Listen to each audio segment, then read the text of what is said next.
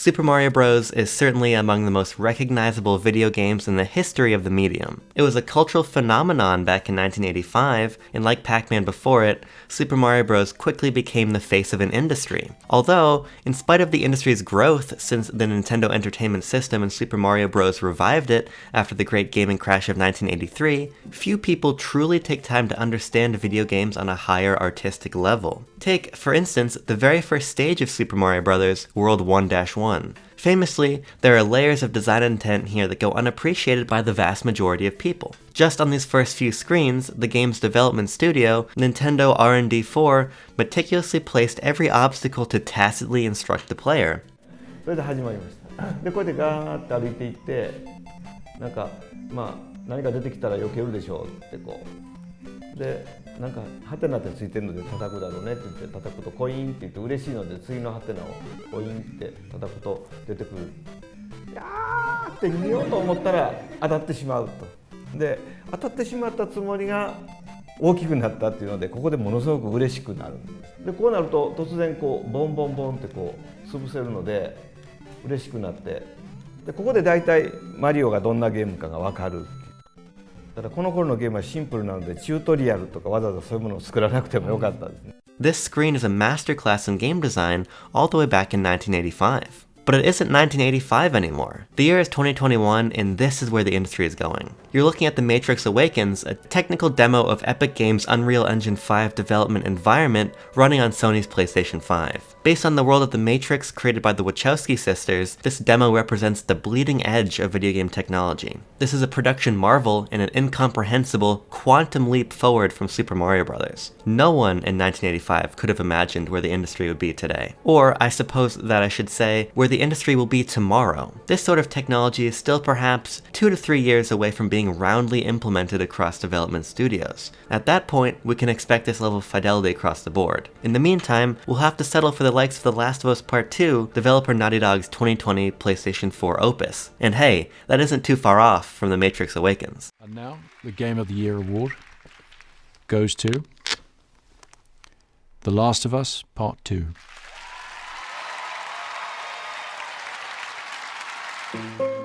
Widely lauded as one of the industry's most impressive achievements, The Last of Us Part 2 won award after award, but it likewise drew the ire of many players due to its controversial and thematically complex plotline. The Last of Us Part 2 entered an elite class of games that wanted to be something more than just another entry in their genre. It wanted to be provocative and raw on an artistic, intellectual level. The game wove its narrative into its mechanics, forcing the player to think about the very nature of the medium's interactivity. Connor Doherty encapsulated this back in 2019 for the New York Times, writing that, quote, "Even if you don't play The Last of Us Part 2, you'll probably start hearing about it soon." Craig Mazin, the creator of the 2019 miniseries Chernobyl, had his pick of projects to pursue after that series won 10 Emmys. He decided to develop The Last of Us for HBO, largely based on the poignant brutality of The Last of Us Part 2's ending. Mazin said, quote, "I've never experienced anything that viscerally made me question the value of love," he said. Mr. Mazin recently played an advanced copy of The Last of Us Part 2 and is now working through it a second time. He's biased, of course, but in his estimation, the sequel's finale is on par with the original. "I'm still thinking about that ending," he said. "There are endings that make you think, well, that's perfect, and that's that.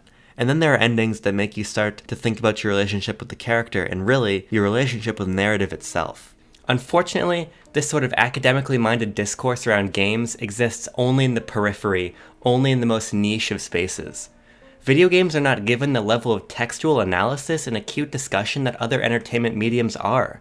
We do subversive, textually rich games like The Last of Us Part 2 an incredible disservice in this respect. So what's the solution? Well, the solution lies within higher education. It's time to integrate video game studies into the new media curriculum. Now, this is far, far easier said than done. If we are to motivate video game studies to a place of academic acceptance, we need to follow a similar playbook to that of film studies. The Matrix Awakens Unreal 5 demo isn't grounds for academic discussion yet, but the Matrix films certainly are. Bullet time is a stylistic way of showing that you're in a constructed reality, and that time and space are not the same as, here, us today living our lives. It's slowing down time to such an extent that you really see everything around you as clearly as you possibly could. Bullet time is something that was conceived for The Matrix specifically. Anyone who has taken a film course has discussed The Matrix. If you fall into that film studies group, then you've probably seen this video right here, or at least a similar one. Bullet time and its complex behind-the-scenes production, as well as its industry impact or its narrative impact, are all fair play in an academic space. But why? Why do we break down the composition of this Matrix shot, but pay no attention to how The Last of Us Part 2 makes its audience hyper-aware of their relationship to protagonists Ellie and Abby through game mechanics and motion capture? Well, it's all about legacy and collegiate attitudes towards various mediums and their, quote, validity as fields of study. Millions of Spain off Jersey coast. Is that really your idea of how to run a newspaper? Film studies, as a facet of new media studies, developed a long time ago and likewise had to seek its own validity. Nowadays, film studies programs are ubiquitous, and works like Citizen Kane are routinely analyzed and reanalyzed by class year after class year. But this wasn't always the case. In order for film to reach its current status in higher education, it needed to progress as a medium and generate an academically curious groundswell beneath it. William Wyler's The Best Years of Our Lives, which won the Oscar for Best Picture in 1947, tells the story of 3 World War II veterans who return home and find their lives upended, and it also paints an on-the-nose example of the richness of post-war cinema both at home and abroad. This is important because, as Encyclopedia.com notes, the work of post-war filmmakers demonstrated that feature fiction films could address the same issues of alienation, spiritual hunger, historical memory, and formal experimentation that were evident in many works of literature and visual art. It was, in fact, in various humanities departments that film studies most frequently emerged as an academic subject.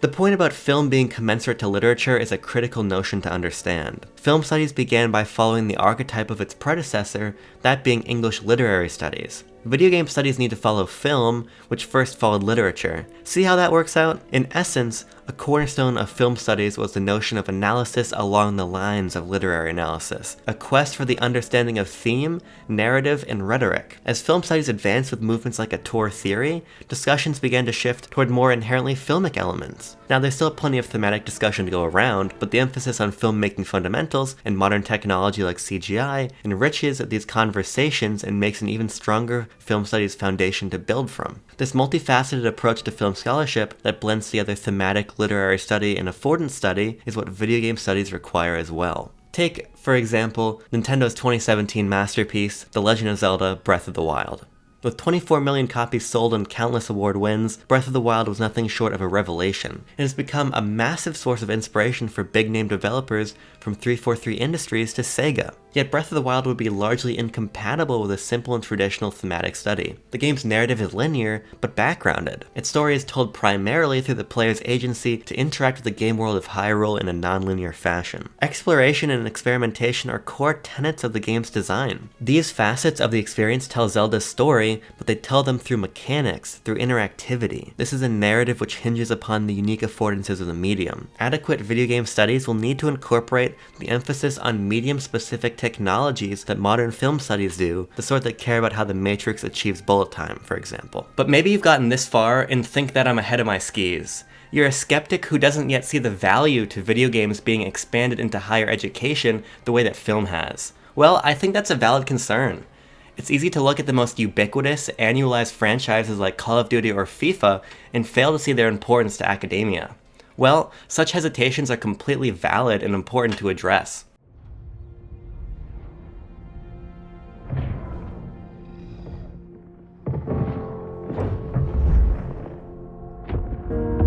You have one bullet against an entire army.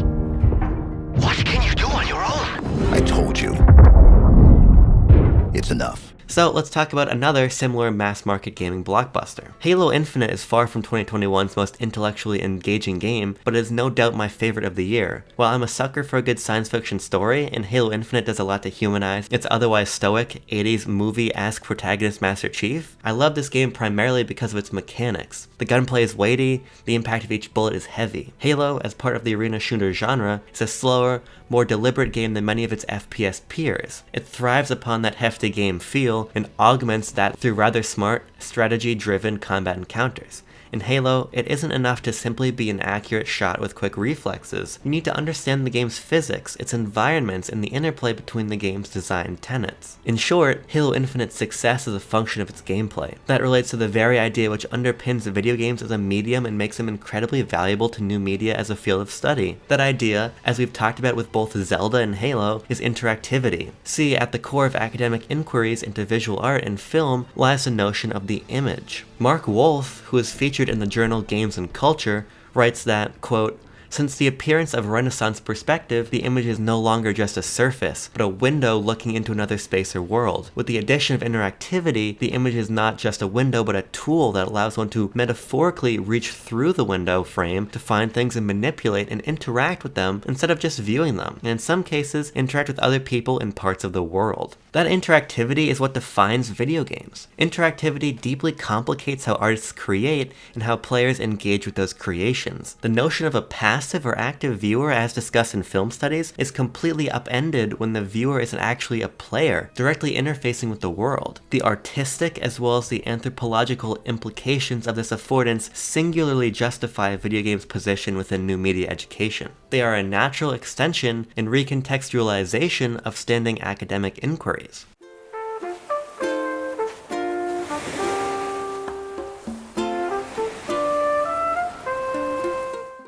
The point raised about the anthropology of games is equally important given their scope. Wolf remarks about the ways in which video games allow their audience to interact with one another, and that now occurs on a scale magnitudes larger than nearly anyone realizes. Animal Crossing New Horizons, a life simulation game set in a cutesy animal-filled world, became a fundamental respite for people during the first year of the COVID-19 pandemic. The game sold a staggering 34.85 million units according to its publisher Nintendo, which is a figure that only the most elite and ubiquitous games can reach. And that number will only keep growing. As it does, and Animal Crossing continues to evolve both as a game series and an interactive tool for social connection, higher education would be remiss not to dissect it. Now, Animal Crossing actually is being discussed in higher education, as Oxford released a study that correlated improved mental health with time spent playing. But games like Animal Crossing deserve study beyond the context of psychology. They ought to be unpacked as works of art themselves. On an interactive, mechanical level, what makes Animal Crossing so compelling to the degree that tens of millions of people invest $60 and hundreds of hours into it? That is a question which a hypothetical game studies program should answer in the same way that film studies answered similar questions for blockbusters like Jaws. This really is a matter of scope.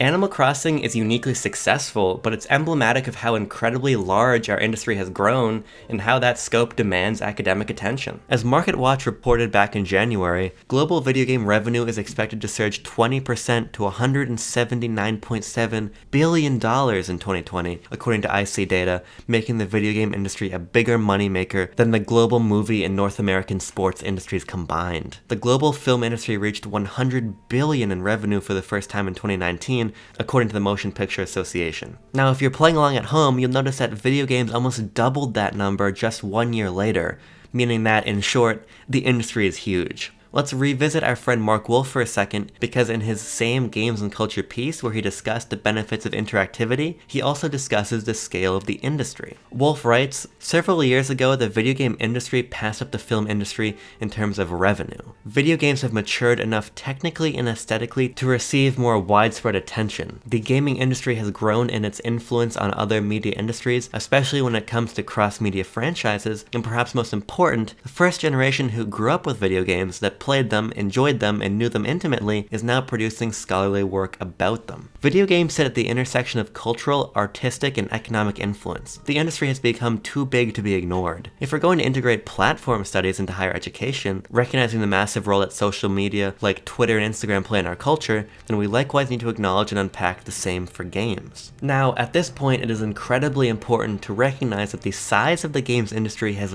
led to a related field of inquiry called game studies, as Wolf alludes to. However, game studies in this sense seldom tackles games in the manner that we've been discussing in this essay. Quote-unquote traditional game studies, returning to the Animal Crossing example, are far more likely to evaluate the effects of Animal Crossing than Animal Crossing itself. This is the key distinction. A particularly interesting bit of game study work revolves around a research project led by Adrian Shaw, who writes for the journal Critical Studies in Media Communications. In this study, Shaw tracks the gameplay habits of two women to reach conclusions about their general media consumption habits, the degree to which they identify with characters in the games they play, and their sentiments towards gaming culture. It's all fascinating. However, the research uses incredibly rich games like Okami and Katamari Damacy as touchstones, but not as critical works to analyze. Shaw positioned these games as an avenue into much larger topics like identity without stopping to unpack the actual content and production of the art itself. This would be like talking about Citizen Kane academically, only as a lens into its audience without ever investigating the film itself. And again, I believe this to be a function of precedent. There is no real precedent for games being discussed in this manner in these circles. Using games as an entry point into psychology and culture is familiar because those topics are well-trodden academic fodder. Talking about how Keita Takahashi designed Katamari Damacy and unpacking the game as a work of art is foreign. Let's talk about games in the same way that we talk about film. In short, that's what I want to see accomplished. That's not an impossible goal, since games discussion already does exist in corners of academia, if only tangentially through game studies proper. It's a foot in the door, at least. That doesn't mean games aren't present elsewhere, though, as video game production has long been a key facet of the higher education experience. Institutions like Full Sail University are entirely predicated upon game development and related fields. Clearly, the collegiate industry recognizes that video games do have a place, but are only willing to give the medium half of what a traditional film studies program gets.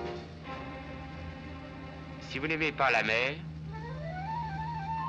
si vous n'aimez pas la montagne, si vous n'aimez pas la ville,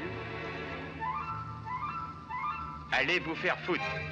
Naturally, this raises a critical question. Why? Well, it isn't necessarily for lack of trying. There certainly is no concerted effort, and there aren't many charismatic faces at the forefront of this charge within the games industry. Film studies had that. The field had people like the legendary André Bazin, a French film critic who helped create Cinema du Cahiers, one of the film journals. As journalist Peter Matthews said, Bazin's ideas were to prove the decisive ones in establishing film studies credentials as a separate and legitimate field of intellectual inquiry. In one of his essays from the 40s, Bazin projected that distant day when film studies would enter the university curriculum, and it was Bazin more than anyone else who played the role of midwife. The games industry certainly needs that. However, what it needs more than charismatic leaders willing to go to bat for its place in higher education are solutions to the logistical problems tied up in game studies programs. Here's the rub. If you want to treat games like film and study them as such, then students need access to them. Granting students access to films for the purpose of analysis is incredibly simple. You can hold film screenings in lecture halls on campus, or you can simply ask the students to use their pre-existing subscription services to stream the content. The charge is nominal, as is the barrier to entry overall. You can't say the same for games. First off, it's a hands-on medium. You can't watch someone else experience it and get the same effect. So you need access. In large part, access to games requires specialized expensive hardware first, and then proportionally expensive software second. This is the most pressing challenge with respect to the integration of video games into higher education. This truth is revealed by Shannon Farrell, Amy Neeser, and Carolyn Bischoff, who conducted a study entitled Academic Uses of Video Games, a qualitative assessment of research and teaching needs at a large research university. In it, the team revealed something rather surprising. At the University of Minnesota, video games were widely implemented across campus. From the humanities to the STEM fields, video games were used in multifaceted ways interdisciplinarily. There was one repeatedly mentioned roadblock in the study though, the aforementioned issue of access. The team wrote, quote, "Incorporating video game technology as course material was common, and the interviewees identified a number of different ways in which games were used. Readings,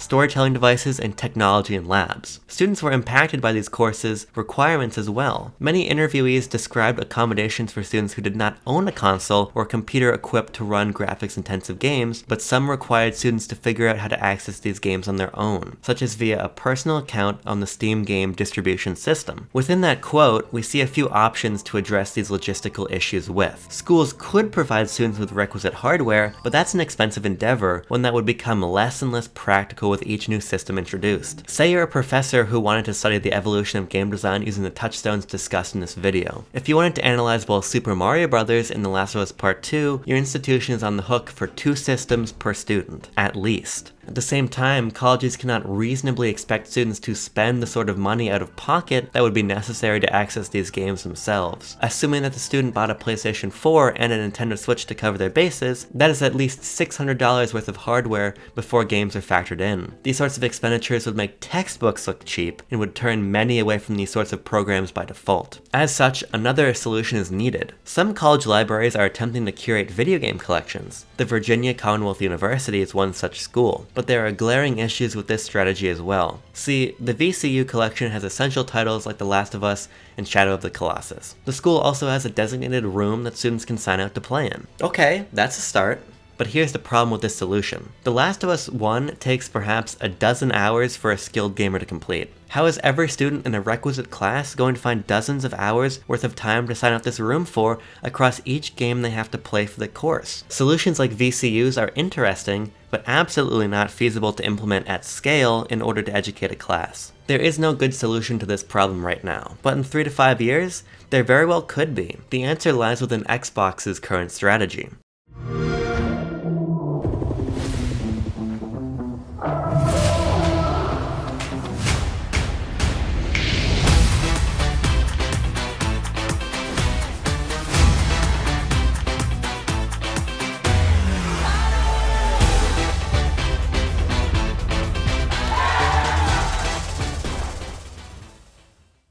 Under the leadership of Phil Spencer, the Xbox brand is pivoting away from being a walled garden wherein Xbox games are bought and played solely on Xbox hardware. Microsoft, who owns Xbox, wants everyone to be an Xbox gamer, not just those who have a dedicated machine like an Xbox Series X. The company is accomplishing this by leveraging its enormous capital to implement 2 key programs that have since merged into one: Xbox Game Pass and xCloud. The former, Xbox Game Pass, is effectively Netflix for games. By paying a monthly fee, subscribers have access to a game library hundreds of titles deep, one that includes incredibly seminal games that would absolutely belong in a game studies curriculum. Parallel, the xCloud gaming initiative is a push toward cloud gaming, which has since been rolled into Xbox Game Pass. Through the power of these 2 services, anyone with a smartphone can pay for Game Pass, and through the power of xCloud, stream games directly to their device. Other companies have followed suit. Google's Stadia service and Amazon's Luna service are similar subscriptions that likewise offer game streaming. Initiatives like these lower the bar for entry to the point where building out a curriculum is feasible. Xbox has been leading this charge and solving more issues than just those outlined above. Sam White, who spoke with Phil Spencer for Xbox's 20th anniversary last month, wrote the following for GQ. Quote, "Whether it's preserving Xbox's 2-decade-long library of games, making a controller specifically for disabled players, creating a subscription for better and more varied experiences, a streaming platform with the potential to work anywhere with an internet connection, Spencer's legacy is far-reaching. If we are able to integrate a true game studies program that analyzes games as art like film studies does, then we will almost certainly have Microsoft to thank. The company is at the bleeding edge of these programs, which will certainly shatter a lot of barriers that currently make my ideal video game studies program not much more than a pipe dream. This is certainly an imperfect solution, and will continue to be, especially until other companies such as Nintendo and Sony follow suit. Xbox's catalog represents a fraction of the industry, and trying to study the industry's legacy without Nintendo's contributions would be like studying contemporary cinema without Spielberg.